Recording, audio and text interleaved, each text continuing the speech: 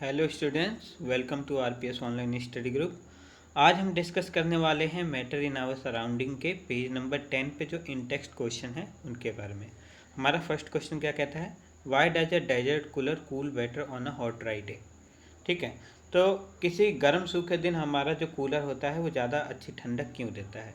तो याद रखना इसमें दो चीज़ें इंपॉर्टेंट है। एक तो ये क्या कह रहा है कि हॉट डे है, और दूसरा क्या है, ड्राई। यानी ड्राई कहने का क्या मतलब है, हमारे पास जो वाटर की प्रेजेंस है वो एयर में कम है। इसका मतलब हम ये कह सकते हैं कि ह्यूमिडिटी क्या है, हमारे पास ह्यूमिडिटी क्या है, कम है। ओके, डाउनवर्ड एरो दिखा रहा है कम है।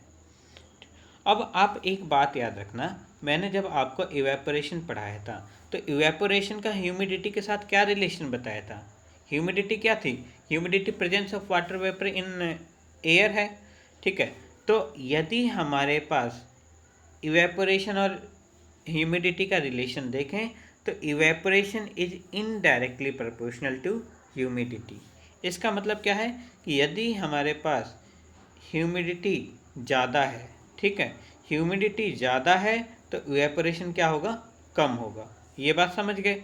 लेकिन यदि हमारा ह्यूमिडिटी क्या है, कम है, ह्यूमिडिटी कम होगा तो इवेपोरेशन क्या होगा, ज़्यादा होगा। तो अभी हमारे पास क्या कंडीशन है, अभी हमारे पास कंडीशन है कि हमारा दिन क्या है, ड्राई है। मीन्स हमारी ह्यूमिडिटी कम है, इसका मतलब क्या है, इवेपोरेशन क्या ज़्यादा होगा। और यदि इवेपोरेशन ज़्यादा होगा तो कूलिंग भी क्या होगी, ज़्यादा होगी। ठीक है, समझ गए ये बात। चलिए अब नेक्स्ट क्वेश्चन पे चलते हैं। नेक्स्ट क्वेश्चन क्या कहता है हमारे पास, how does water kept in a earthen pot, यानी मटका, become cool during the summers. यानी समर के टाइम पे, गर्मियों के टाइम पे हमारे मटके में रखा हुआ पानी वो ठंडा क्यों हो जाता है। तो हम जानते हैं कि जब भी इवेपोरेशन होता है तो कूलिंग इफेक्ट प्रोड्यूस होता है। अब मटके में ऐसा क्या होता है, जब हमारे पास मटके में पानी होता है तो आपने ये देखा होगा कि मटके में छोटे छोटे क्या होते हैं, पोर्स होते हैं।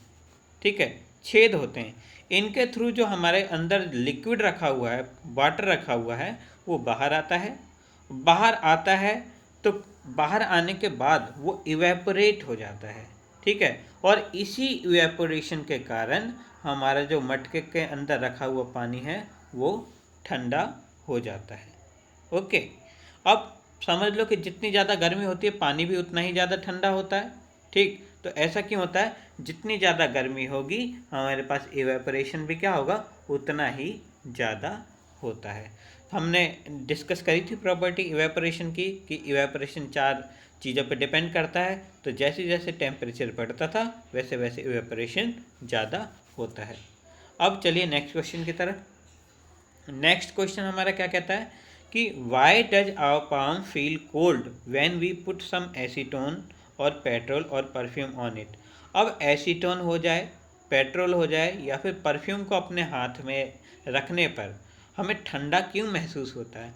तो इन तीनों की एक खासियत है, यानी जो लिक्विड हमारे पास जल्दी उड़ जाता है, ठीक है, हम क्या कहते हैं आम भाषा में कि ये उड़ जल्दी जाते हैं। इसका मतलब ये जैसे ही हम इनको अपने हथेली पे रखते हैं ये हमारी हथेली की हीट को लेकर इवेपोरेट हो जाते हैं।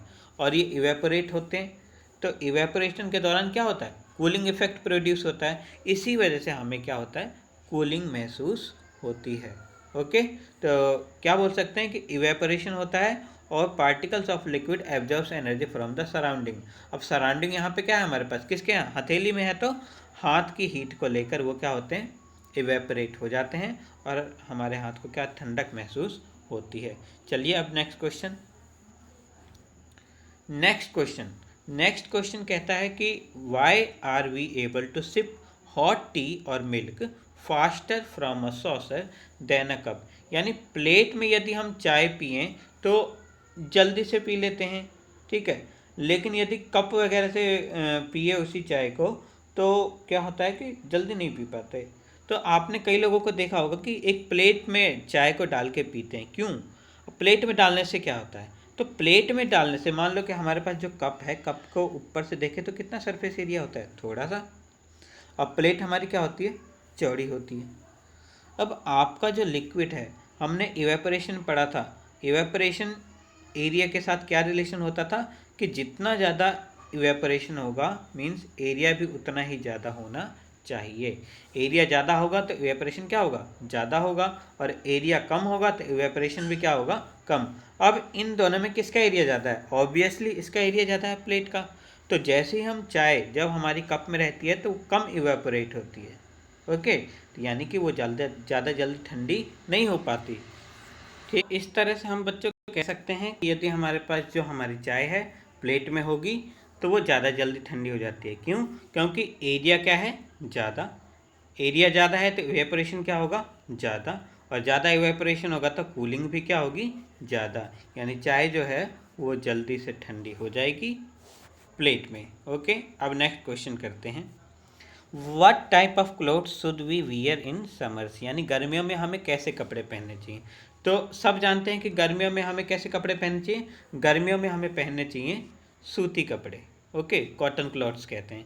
क्यों, क्योंकि गर्मियों में हमें पसीना ज़्यादा आता है, और जो कॉटन क्या होता है, वाटर का एक गुड एब्जॉर्बर होता है, ठीक है, यानी ये वाटर को अच्छे तरीके से सोख लेता है। अब इसने सोख लिया, अपने अंदर एब्जॉर्ब कर लिया। अब जैसे ही एयर के कांटेक्ट में हमारा पसीना आता है, ठीक है, हमारी जो स्वेटिंग होती है वो जैसे एटमॉस्फेयर के कांटेक्ट में आती है वो क्या होना हो स्टार्ट हो जाती है, इवेपोरेट होना स्टार्ट हो जाती है। और जैसे ही इवेपोरेट होती है तो अब मैंने बताया था कि जहाँ भी इवेपोरेशन होगा कूलिंग तो होगी ही होगी। समझ गए बात को, तो इवेपोरेशन होगा तो कूलिंग भी हो गई। अब ऐसी प्रॉपर्टी सबसे ज़्यादा होती है किसमें, कॉटन में।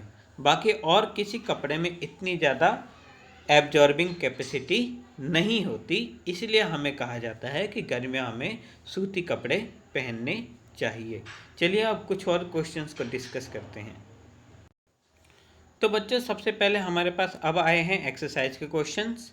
इन टेक्स्ट क्वेश्चन को अब तक हमने कर लिया। तो फर्स्ट क्वेश्चन क्या है, कन्वर्सेशन वाला है कि किसको कन्वर्ट करें किस में, ठीक है। तो इसका तो मैंने आपको इजी सा फॉर्मूला बताया था, तो इस तरीके से हम कह सकते हैं आपका फर्स्ट क्वेश्चन आप खुद करो, सेकंड क्वेश्चन भी आप खुद करने की कोशिश करोगे। और याद रखना कि यहाँ पे ये 250 डिग्री लगाना भूल गया है मेरे ख्याल से, तो ये 25 डिग्री है, ओके, ये 373 डिग्री है। समझ गए ये बात।